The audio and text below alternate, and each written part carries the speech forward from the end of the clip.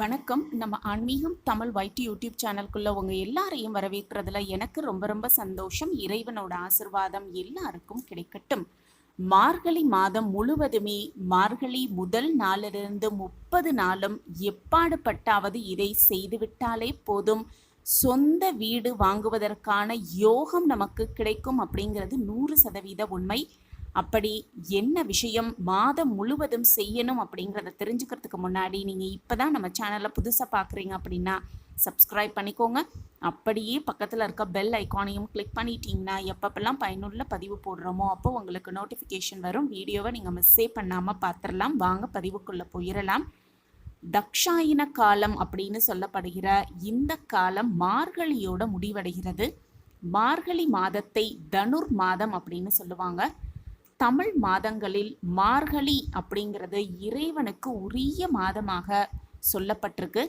மற்ற மாதங்களில் ஒரு நாளோ ஒரு கிழமையோ மட்டும்தான் இறைவனுக்கு உகந்ததாக இருக்கும். ஆனால் மார்கழியில் மட்டும் பார்த்தோன்னா மாதம் முழுவதுமே இறைவனுக்காகவே ஒதுக்கப்பட்ட ஒரு மாதம் அப்படின்னு சொல்லுவாங்க. சைவ ஆலயங்கள், வைணவ ஆலயங்கள், எல்லா ஆலயங்களுமே சூரிய உதயத்திற்கு முன்னதாக பூஜை ஆராதனை நடத்தப்படும். அது மட்டுமல்ல, திருவம்பாவை, திருப்பாவை, திருப்பள்ளி எழுச்சியும் விஷ்ணு ஆலயங்களில் திருப்பாவையும் பாடப்படும் அப்படின்னு சொல்லப்பட்டிருக்கு. இவ்வளவு சிறப்பு வாய்ந்த இந்த மார்கழி மாதத்தில் எப்பாடுபட்டாவது இந்த ஒரு விஷயத்த நம்ம முழுவதுமாக செய்து வந்தோம்னா நிச்சயமாக சொந்த வீடு கனவு அப்படின்னு கனவாகவே போய்விடுமோ அப்படின்னு நம்ம நினச்சிக்கிட்டு இருக்க அந்த ஒரு விஷயம் நினைவாகி சொந்த வீட்டில் குடியேறுவதற்கான வாய்ப்பு நமக்கு முழுவதுமாக கிடைக்கும் அப்படிங்கிறது உண்மை. தானம் பண்ணுவது அப்படிங்கிறது மிக சிறந்த ஒரு பரிகாரமாகவே பார்க்கப்படுது.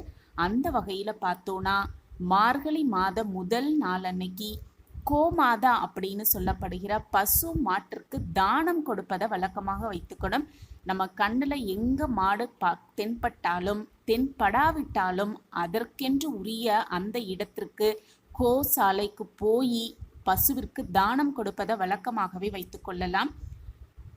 திருப்பாவை அப்படிங்கிற பாடல்ல ஆண்டாள் நாச்சியார் பாடிய அந்த பாடல்ல குடம் நிறைக்கும் வள்ளல் பெரும் பசுகள் அப்படின்னு சொல்லியிருக்காங்க. குடத்தை நிறைக்கும் பசுக்களை வள்ளல் பெருமானாகவே போற்றி பாடியிருக்காங்க. அந்த பாடலுக்கேற்ப கோமாதா அப்படின்னு சொல்லப்படுகிறோம். அந்த பசுக்களுக்கு முடிந்தவரை தானம் எவ்வளவு முடியுதோ அவ்வளவு தானம் கொடுக்கலாம். 2 வாழைப்பழமோ பச்சரிசியோ பச்சை பயிரோ வெல்லம் கலந்து இந்த மாதிரி பொருட்களை நம்ம கொடுத்துக்கிட்டே வர வர சொந்த வீடு யோகம் அப்படிங்கிறது 100% நமக்கு கிடைக்கப்பெற்று வாழ்வில் அந்த சொந்த வீட்டில் சந்தோஷமாகவும் சகல சௌபாக்கியத்தோடு வாழலாம் அப்படிங்கிறது உண்மை. 30 நாளும் கொடுக்க முடியலை அப்படின்னாலும் குறைந்தபட்சம் எவ்வளவு நாள் கொடுக்க முடியுதோ நம்ம கண்ணில் எங்கெல்லாம் பசு தென்படுகிறதோ அந்த பசுவிற்கு தானம் கொடுத்து உணவு கொடுத்து நம் வாழ்வில் எல்லா வளனங்களையும் பெற்றுக்கொள்ளலாம். மீண்டும் ஒரு புதிய பதிவில் பார்க்கலாம். நன்றி.